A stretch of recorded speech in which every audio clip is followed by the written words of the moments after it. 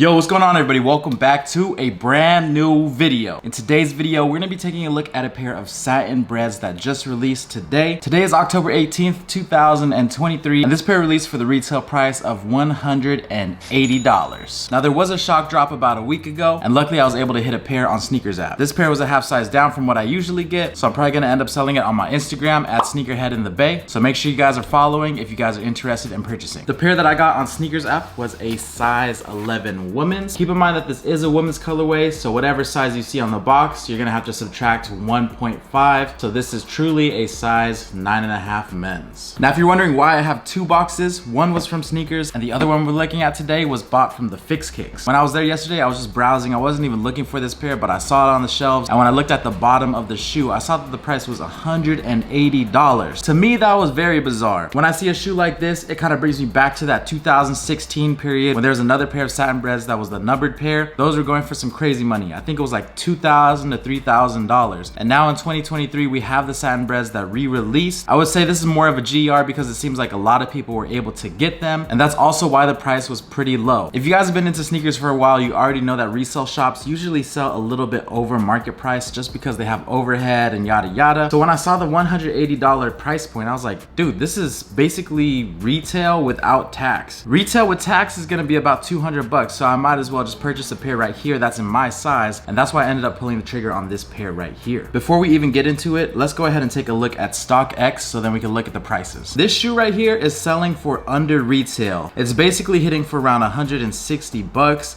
Some sizes near 170, but for the most part, a lot of them are around $160. Now I gotta say, from a consumer standpoint, that is amazing. I myself love the Air Jordan Bred 1 colorway. It's one of my favorite colorways to ever release. If I had to pick one pair to wear for the rest of my life, it would be the Bred 1s. So when I saw these were coming out, I knew I had to swoop them. First things first, this box is a red and black Nike box, a little bit different from what we're used to getting. Upon opening the box, you're gonna see that it comes with a tote bag, and we also have the beautiful Air Jordan Satin Bred 1s. These shoes are freaking beautiful. When I was going around the Fix Kick showing everybody like, hey man, I just bought these, they were only $180, I was getting this weird vibe like people weren't really as hyped up about it as I was, and I was kind of confused by it. I was like, y'all aren't feeling these? I'm not sure if it's because I have some sort of attachment to this colorway, and just seeing it in a satin form, it really just does something for me. I think this is a pretty clean colorway, and to see that the prices aren't crazy makes me super excited for y'all. Even if you weren't able to hit today, I'm sure there's gonna be a lot of returns of these as well, simply due to the fact that there is no resale value right now for this sneaker. This kind of reminds me of the time that the patent leather Breds came out. A lot of people were feeling it, a lot of people weren't feeling it. So you guys let me know, are you guys feeling these